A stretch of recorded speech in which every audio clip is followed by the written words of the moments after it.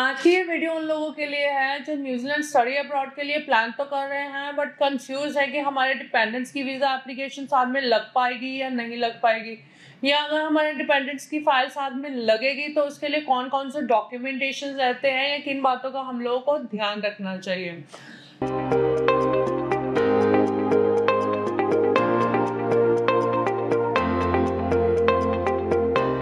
So, hello everyone, this is Jyoti Sharma Gandhi from Immigration Gurus. Immigration gurus ने हमेशा बच्चों को एक जेन्युइन और ऑथेंटिक इन्फॉर्मेशन ही प्रोवाइड करवाई है। सो इसीलिए हम आज का जो टॉपिक है वो न्यूजीलैंड स्पाउस वीज़ा का है।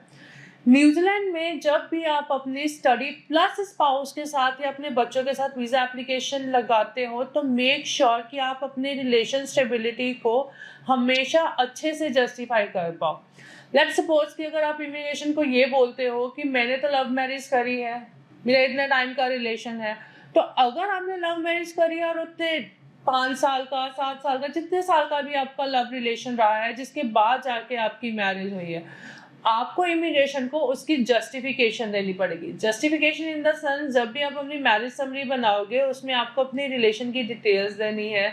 कि आप एक दूसरे को कहाँ पर मिले, किसके थ्रू मिले। लेट्स सपोज आप अपने फ्रेंड के घर मिले, फ्रेंड की डिटेल्स हो गई, सोशल मीडिया के थ्रू मिले हो तो वो सोशल मीडिया की डिटेल्स वगैरह। 5 इयर्स का रिलेशन है, 1 ईयर का रिलेशन है, जितने टाइम का भी आपका मैरिज से पहले का लव रिलेशन है, आपको उतने टाइम के एविडेंसेस साथ में अटैच करने पड़ते हैं। एविडेंसेस इन द सेंस, चाहे वो फोटोग्राफ्स हो गए, चाहे आपके कॉल रिकॉर्ड्स हो गए, चाहे आपके टेलीफोनिक कन्वर्सेशन, चैट कन्वर्सेशन हो गए, सोशल मीडिया कन्वर्सेशन हो गए, तो वो चीज़ें आपको इमिग्रेशन में जस्टिफाई के लिए साथ में अटैच करनी पड़ती है। और अगर आप ये बोलते हो इमिग्रेशन को हमारी लव मैरिज है, हमारे किसी रिश्तेदार ने हमारा रिश्ता करवाया था, या फिर हम एक सोशल मीडिया प्लेटफॉर्म जो मैट्रिमोनियल साइट्स होते हैं हम उसके थ्रू मिले हैं, तो आपको इमिग्रेशन को उसकी जस्टिफिकेशन देनी पड़ती है, अपने रिलेटिव्स की डिटेल, जिस सोशल मीडिया के थ्रू आप मिले हो, चाहे वो कोई शादी.com है या कोई भी अदर मैट्रिमोनियल साइट है, या किसी फैमिली फ्रेंड के थ्रू मिले हो तो उनके एविडेंसेस भी आपको साथ में लगाने पड़ते हैं। लव मैरिज में तो आप इमिग्रेशन को ये बोल सकते हो कि भाई हमने तो भाई हमारी लव रिलेशन था, पेरेंट्स को कन्विंस किया, डायरेक्ट मैरिज कर ली, या पेरेंट्स कन्विंस नहीं थे, हमने जाके कोर्ट मैरिज कर ली, तो वो एविडेंसेस लव मैरिज में चल जाते हैं अगर आपके पास उसकी सारी जस्टिफिकेशन है। अगर हम अरेंज मैरिज की बात करें तो अरेंज मैरिज में आपके जितने भी रिचुअल्स होते हैं, आपको रिचुअल्स के एविडेंसेस हो गए, वेडिंग की फोटोग्राफ्स होगी, आपको ये सारे डॉक्यूमेंटेशन साथ में लगाने पड़ते हैं। ये तो डिफरेंस हो गया लव मैरिज और अरेंज मैरिज में। इसके बाद कॉमन डॉक्यूमेंटेशंस की बात करते हैं जो लव मैरिज के केस में भी लगते हैं और अरेंज मैरिज के केस में भी लगते हैं। Those documentation justify your relation stability. Let's suppose कि आपको कितना टाइम हो गया है साथ में रहते हुए, 6 महीने, साल, 1.5 साल, जितने टाइम से भी आप एक दूसरे के साथ रह रहे हो आपके पास उतने टाइम के एविडेंसेस होने चाहिए।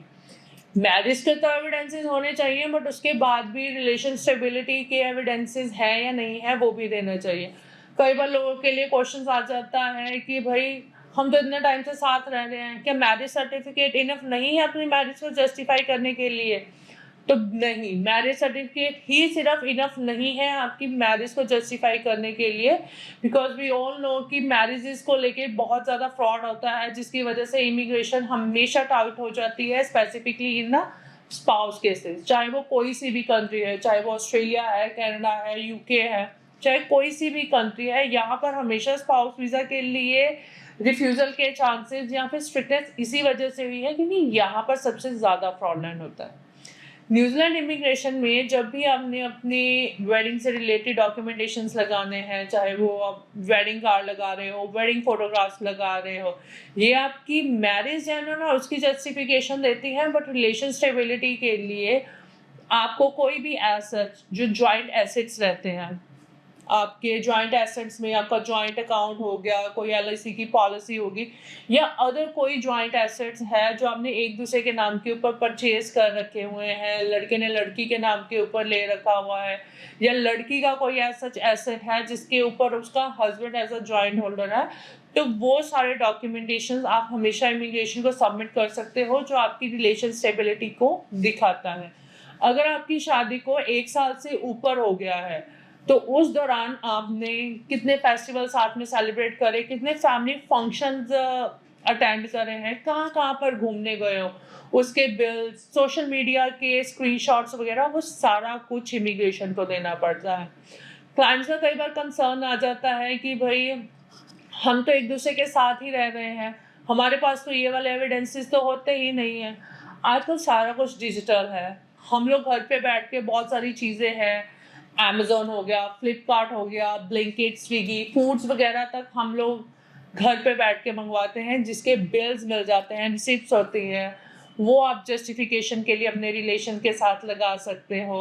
आपके कहीं घूमने गए हो उसके ट्रैवल टिकट्स, होटल बुकिंग्स वगैरह हो गया, अब वो लगा सकते हो। आपने कोई इंटरनेशनल आप प्लान आउट के लिए आप बाहर गए हो कहीं घूमने पर, उसके आपके पासपोर्ट के ऊपर स्टैम्प्स वगैरह जो लगती है, this is also your a relation documentation. इसके अलावा भी बहुत ज़्यादा डॉक्यूमेंटेशन होते हैं, जैसे आपने एक दूसरे को कभी कुछ गूगल पे करा है, कुछ ऐसे डॉक्यूमेंटेशन जैसे आपके कोई बिल्स हो जो ज्वाइंट हो, कभी एक दूसरे को कोई गिफ्ट दिया हो। तो there are many more documentation आपको इमिग्रेशन में लगा के जस्टिफिकेशन देनी होती है। क्लाइंट्स का ये तक कंसर्न आ जाता है कि भाई हमारी शादी को तो 5 साल हो गया, हमारे तो बच्चे भी हैं, तब भी हमें ये डॉक्यूमेंटेशंस लगाने पड़ेंगे। तो यस, आपको तब भी ये रिलेशन के डॉक्यूमेंटेशंस लगाने पड़ेंगे, क्योंकि इमिग्रेशन को कैसे पता चलेगा कि भाई बच्चा हो गया, ठीक है, आपकी बेबीज है, ठीक है, आप एक साथ एक घर में रह रहे हो, पर आपके पास कोई एविडेंसेस नहीं है जिससे कि आप ये प्रूव कर पाओ कि आप इतने टाइम से एक साथ रह रहे हो।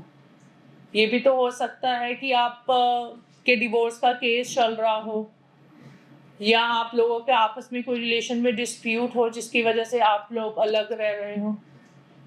जॉब्स के चक्कर में अलग रहते हैं, बट उस टाइम के दौरान भी जब आप अलग रहते हो आपके पास सेपरेशन के प्रूफ्स होते हैं, चाहे वो फ़ोन के कॉल्स हैं, चाहे वो वीडियो कॉल्स हैं, बिल्स हो गए, आपका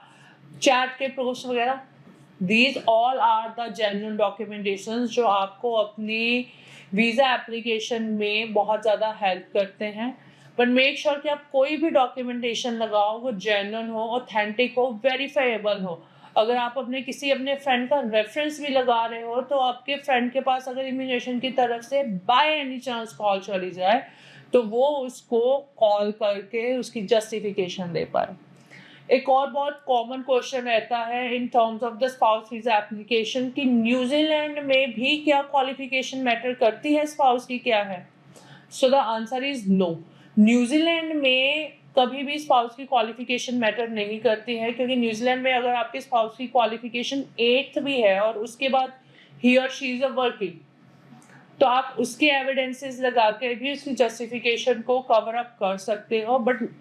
जो न्यूजीलैंड में आपको आपके स्पाउस के लिए वीज़ा मिलना है, आपके बच्चों के लिए वीज़ा मिलना है, that all required your genuine and authentic documentation. अगर फिर भी आपको डॉक्यूमेंटेशन से रिलेटेड कि कौन से डॉक्यूमेंटेशन हैं जिसको ऐड करने से हमारा वीज़ा इजीली निकल जाएगा, कौन से ऐसी चीज़ें हैं जो हमें न्यूजीलैंड में स्टडी वीज़ा के साथ साथ डिपेंडेंट वीज़ा के लिए भी बहुत ज़्यादा ध्यान में रखने वाले हैं, अगर आपके माइंड में अभी भी स्टिल ऐसे क्वेश्चंस घूम रहे हैं जिसका आपको आंसर नहीं मिल रहा है, so feel free to reach us out, we are there to help you, और हम आपके ऐसे वाले सारे क्वेश्चंस के आंसर्स देंगे। अगर आप चाहो तो आप हमें कॉल करो, हमारे ऑफिस में विजिट करो, या फिर आप हमारे कमेंट सेक्शन में आकर भी अपना क्वेश्चन रेज कर सकते हो, हम इंस्टेंट ही आपको उसका आंसर प्रोवाइड करवा देंगे। Thank you.